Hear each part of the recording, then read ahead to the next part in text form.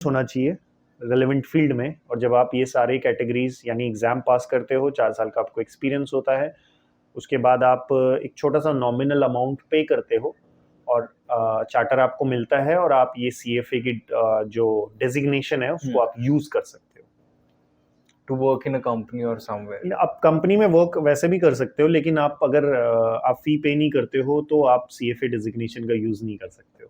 But आप यह है कि आपने तीनों लेवल क्लियर करे हैं तो it's a huge big thing. Yes, great great, Yeah. Nice. तो हेलो, आदाब, सत श्री अकाल, नमस्कार, मैं हूँ आपका दोस्त और होस्ट ईश्वर। स्वागत करता हूँ सब।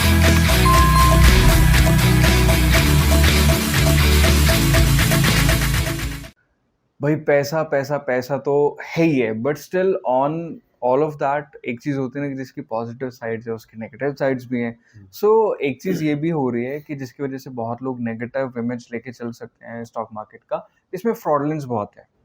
सो लाइक उसको आप आइडेंटिफाई कैसे करोगे कि ये फ्रॉड है या फिर नहीं, एंड यू कैन ट्रस्ट और नॉट। फ्रॉडलेंस कैसे हैं, क्या चलता है, उसके बारे में क्या हो सकता है लाइक? तो ऐसा नहीं है कि ये जो नोशन है लोगों का वो सिर्फ स्टॉक मार्केट को लेकर है, ये हर एक जगह पर है। और इंडिया में मैं कहूँगा कि ये फिर भी बेटर है as compare to other countries. Okay. और हमें कई बार लगता है ना कि हम इंडिया में रहते हैं यार, तो इंडिया में ऐसा होता होगा, यहीं पे चोर लुटेरे ज़्यादा बेटर है। बट इस केस में मेरे को ऐसा लगता है कि जो दूसरे डेवलप्ड कंट्रीज हैं, यूरोपियन कंट्रीज हैं या बाहर के जो दूसरे देश हैं जिनको हम समझते हैं कि वो बहुत ज़्यादा डेवलप हो चुके हैं, उनके मुकाबले इंडिया में बहुत सारी चीज़ें ऐसी हैं जो लाख गुना बेटर है।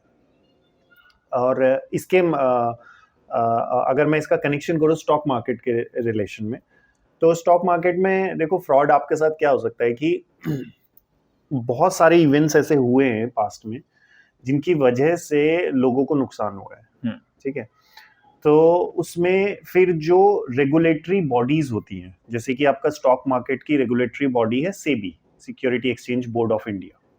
ठीक है, आपके बैंकिंग जो सेक्टर है या जो फाइनेंस सेक्टर है, नॉट जस्ट बैंक्स, जो दूसरे भी लोन देने वाले जो इंस्टीट्यूशंस हैं, उनको जो रेगुलेट करता है वो आपका RBI है ना, रिजर्व बैंक ऑफ इंडिया।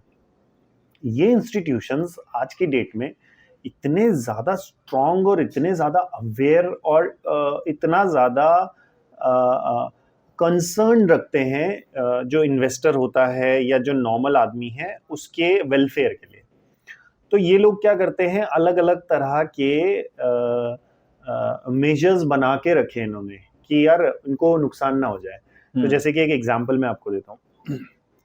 अभी लास्ट में केस हुआ था जहाँ पर एक ब्रोकर हैं, तो उनके पास, जैसे हमारा क्या होता है कि हम ब्रोकर के अकाउंट में कुछ पैसा ऐड करते हैं, वहाँ से इन्वेस्ट करते हैं। ठीक है, लेकिन जो पुराने इंस्टीट्यूशनल ब्रोकर्स हैं जैसे कि HDFC ICICI, उसमें आपको ऐसा नहीं करना पड़ता है, वो आपका बैंक अकाउंट से ही लिंक होते हैं डायरेक्ट।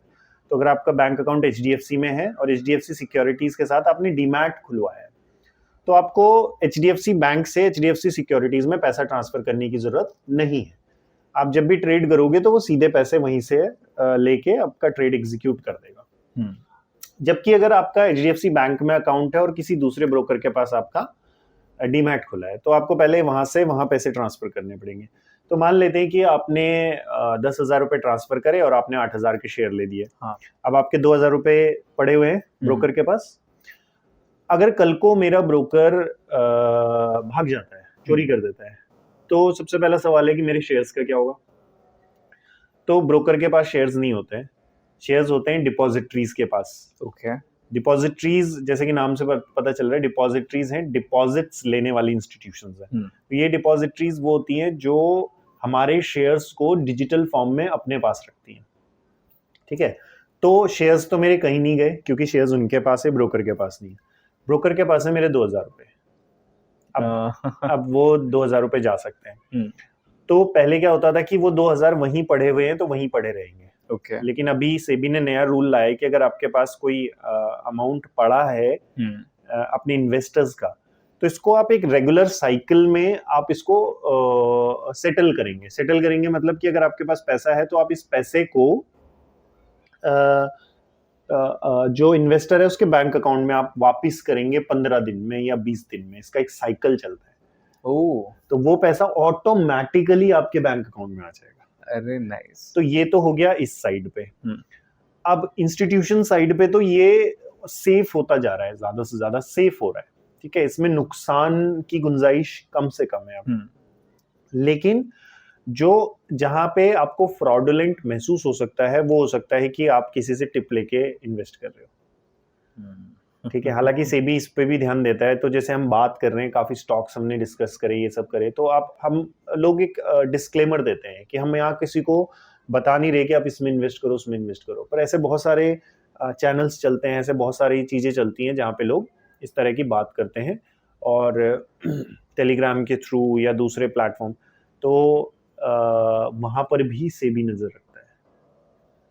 अभी रिसेंट में केस हुआ था और इसका काफी अच्छा उन्होंने केस स्टडी सेबी ने अपनी वेबसाइट पर डाला है, 127 पेज का है वो, जिसमें एक फ्रॉडुलेंट एक्टिविटी हुई है और सेबी आपको पूरा स्क्रीनशॉट के साथ डाला है कि किसने किसके साथ क्या चैट किया, क्या बात किया, कहाँ पे लोकेशन है उसका, कहाँ पे उसने किस प्लेटफॉर्म पे जाके बोला है कि ये शेयर खरीद लो, और उसने कितनी देर पहले खरीदा, फिर कितनी देर में बेचा, ये सारी चीजें। तो आपको किसी पे ट्रस्ट नहीं करना है, या तो आप म्यूचुअल फंड रूट के थ्रू करो, या आप खुद से आप इन्वेस्ट करना सीखो, सीख के फिर आप अपना एक्सपीरियंस बनाओ धीरे धीरे करके, एंड इन्वेस्ट करना शुरू करो। तो ये फ्रॉडुलेंट साइड पे। ग्रेट। सो मतलब all of the if we conclude, so एक चीज है कि जितना आप अवेयर रहोगे उतना इट इज गुड। करेक्ट। अगर आप ऐसे ही मिसलीडिंग एक्टिविटीज या फिर ऐसे ही किसी की भी सुनोगे तो भाई फिर तो फंसोगी। राइट। सुनो मत किसी की, करो अपने दिल की। राइट। नहीं, सुनो सबकी, करो अपने दिल की। Correct. बट यहाँ पे सुननी भी नहीं है किसी की। that's absolutely amazing. तो हेलो, आदाब, सत श्री अकाल, नमस्कार, मैं हूँ आपका दोस्त और होस्ट स्वागत करता हूँ